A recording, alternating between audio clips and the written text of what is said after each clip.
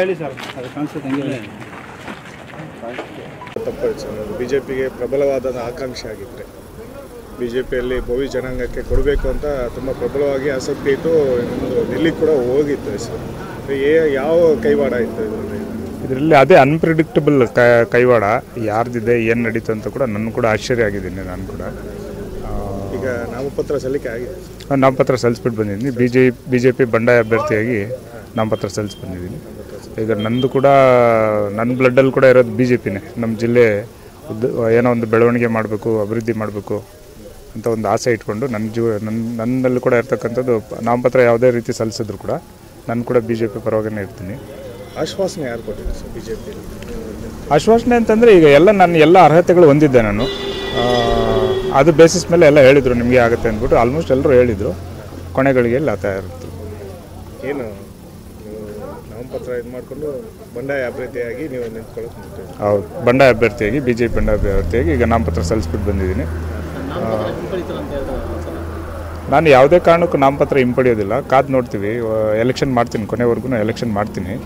ಯಾಕಂತಂದರೆ ಇವತ್ತಿನ ಪರಿಸ್ಥಿತಿಯಲ್ಲಿ, ನಮ್ಮ ಜಿಲ್ಲೆ ಪರಿಸ್ಥಿತಿಯಲ್ಲಿ ಯಾವ ಅಭ್ಯರ್ಥಿಗಳನ್ನೂ ನಂಬೋಕ್ಕಾಗ್ತಾಯಿಲ್ಲ. ಈಗ ನನಗಿರೋ ಮಾಹಿತಿ ಪ್ರಕಾರ ಯಾವ ಅಭ್ಯರ್ಥಿಗಳು ಕೂಡ ನಂಬೋಕ್ಕಾಗ್ತಿಲ್ಲ. ಕೊನೆವರೆಗೂ ಚುನಾವಣೆ ಮಾಡ್ತಾರೆ ಅನ್ನೋಂಥದ್ದು ಆಗ್ತಿಲ್ಲ. ಯಾಕಂದರೆ ಕೊನೆಯ ಗಳಿಗೆಯಲ್ಲಿ ಟಿಕೆಟ್ ತಪ್ಪಿಸಿದಂಥವರು ಅವರು ಇಡನ್ ಅಜೆಂಡಾಗಳು ಏನಿದೆ ಏನು ಅಂತ ನನಗೆ ಗೊತ್ತಿಲ್ಲ. ಬಟ್ ನನಗೆಲ್ಲೋ ಒಂದು ಕಡೆ ಸಂಶಯ ಇದೆ, ಕೊನೆವರೆಗೂ ಎಲೆಕ್ಷನ್ ಮಾಡಲ್ಲ ಅವರು ಅಂತ.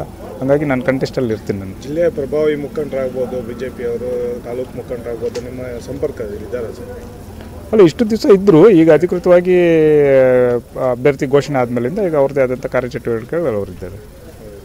ಸ್ವತಂತ್ರವಾಗಿ ಸಲ್ಲಿಸಿರೋದಾ ಬಿ ಜೆ ಪಿ ಬಂಡಾಯ ಅಭ್ಯರ್ಥಿ? ಬಿ ಜೆ ಪಿ ಅಂದರೆ ಸ್ವತಂತ್ರ, ಅದೇ ಬಂಡಾಯ ಅಭ್ಯರ್ಥಿ ರೆಬಲ್. ಸರ್, ಹೈಕಮಾಂಡಲ್ಲಿ ನಿಮ್ಮ ಹೆಸರೇ ಗೊತ್ತಿಲ್ಲ ಅಂತ ಹೈಕಮಾಂಡಲ್ಲಿ ಅದೆಲ್ಲ ಸುಳ್ಳು. ಎಲ್ಲ ಗೊತ್ತಿರೋ ಎಲ್ರಿಗೂ ಗೊತ್ತಿದೆ. ಕೋಲಾರ ಜಿಲ್ಲೆಗೆ ನನ್ನ ಮನವಿ ಅಷ್ಟೇ. ಇವತ್ತು ನಮ್ದು ಏನು ಅಭಿವೃದ್ಧಿ ಕಾಣಿಸಿಲ್ಲ, ಏನು ಡೆವಲಪ್ಮೆಂಟ್ಸ್ ಇಲ್ಲ. ಸುಮಾರು ವರ್ಷಗಳಿಂದ ಹಾಗೇ ಇದೆ, ಡೆವಲಪ್ ಕಾಣ್ತಿಲ್ಲ. ಇನ್ನು ಮುಂದಿನ ದಿನಗಳಲ್ಲಿ ಕೂಡ ಇವತ್ತು ನೀರು ಕೂಡ ಹಾಹಾಕಾರ ಆಗಿದೆ, ಕುಡಿಯೋ ನೀರಿಗೆ ಹಾಹಾಕಾರ ಆಗಿದೆ. ಯಾರೋ ಇವತ್ತು ಬಿ ಟಿ ವಿಲಿ ಹೇಳ್ತಾಯಿದ್ರು ಸಾರ್ವಜನಿಕರು, ಮುಂದೆ ನಾವು ಮುಖ ತೊಳ್ಕೊಳ್ಳೋದಕ್ಕೂ ಬಟ್ಟೆ ತೊಳ್ಕೊಳ್ಳೋದಕ್ಕೂ ನೀರಿನ ಅಭಾವ ಆಗ್ಬೋದು, ಇದೇ ಥರ ಕಂಟಿನ್ಯೂ ಆದರೆ ಅನ್ನೋ ಲೆಕ್ಕಕ್ಕೆ ನನಗೂ ಕೂಡ ಅದೇ ಥರ ಆತಂಕ ಇದೆ. ಬಟ್ ಈಗೆಲ್ಲ ಏನು ವೈಯಕ್ತಿಕ ಒಂದು ವಿಚಾರಗಳಿಗೆ ಎಲೆಕ್ಷನ್ ಮಾಡೋ ಥರ ಕಾಣಿಸ್ತಾ ಇದೆ. ಇಲ್ಲಿ ಒಂದು ಅಭಿವೃದ್ಧಿ ವಿಚಾರಗಳಲ್ಲಿ ಇಲ್ಲ. ನನಗೇನಾದ್ರು ಈಗ ನನ್ನ ಪಕ್ಷೇತರ ಇರ್ಬೋದು, ಬಂಡಾಯ ಇರ್ಬೋದು, ನನಗೇನಾದ್ರು ಜನ ಚುನಾವಣೆ ಮಾಡಿ ಆರಿಸಿ ಕಳಿಸಿದ್ರೆ ನಾನು ಖಂಡಿತವಾಗಿ ಅಭಿವೃದ್ಧಿ ಕಡೆ ಗಮನ ಕೊಡಿಸಿ ನಮ್ಮ ಜಿಲ್ಲೆಗೆ ಏನಾರು ಒಂದು ಮಾಡಬೇಕು ಅಂತ. ಈಗಲೂ ಆಶ್ವಾಸನೆ ಇದೆಯಾ ಸರ್ ನಿಮ್ಗೆ ಟಿಕೆಟ್ ಆಗುತ್ತೆ ಅಂತ? ಇಲ್ಲ, ಟಿಕೆಟ್ ಎಲ್ಲ ಎಲೆಕ್ಷನ್ ಮಾಡ್ತೀನಿ ನಾನು.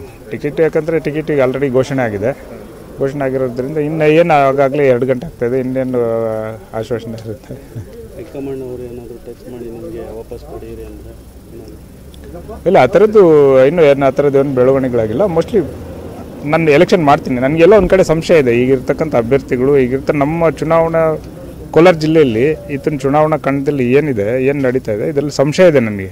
ಎಲ್ಲೋ ಒಂದು ಕಡೆ ಕೊನೆಯವರೆಗೂ ಎಲೆಕ್ಷನ್ ಮಾಡಲ್ಲ ಅಭ್ಯರ್ಥಿಗಳು. ಈಗಿರ್ತಕ್ಕಂಥವು ಕೊನೆಯವರೆಗೂ ಎಲೆಕ್ಷನ್ ಮಾಡಲ್ಲ ಅನ್ನೋ ಸಂಶಯ ಇದೆ.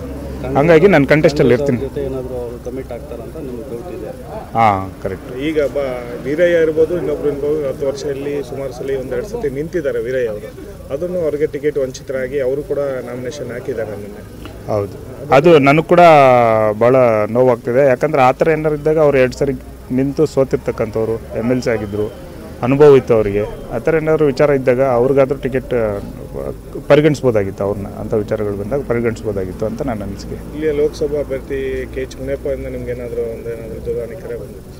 ಏನಾದರೂ ನೀವು ನಿಂತ್ಕೊಳ್ಳಿ, ನಾವು ಸಪೋರ್ಟ್ ಇರ್ತೀವಿ?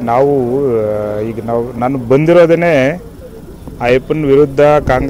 ಕಾಂಗ್ರೆಸ್ ನಮಗೇನು ಮಾಡಿಲ್ಲ, ಅಯ್ಯಪ್ಪನ ಬೆಳವಣಿಗೆ ಮಾಡಿಲ್ಲ, ಇದು ನಮ್ಮ ಅಭಿವೃದ್ಧಿ ಮಾಡಿಲ್ಲ ಜಿಲ್ಲೆ ಸತತವಾಗಿ 30 ವರ್ಷದಿಂದ ಅಂತ ನಾವು ಬಂದಿರೋದು.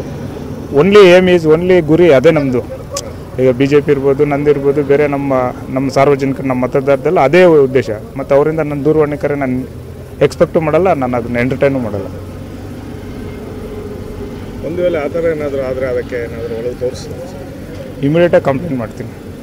ಅಮಿತ್ ಶಾ ಹೊಡ್ತಾ ಇದ್ದಾರೆ ಅಂತ ಇಮಿಡಿಯೇಟಾಗಿ ದೂರ ಸಲ್ಲಿಸ್ತೀನಿ.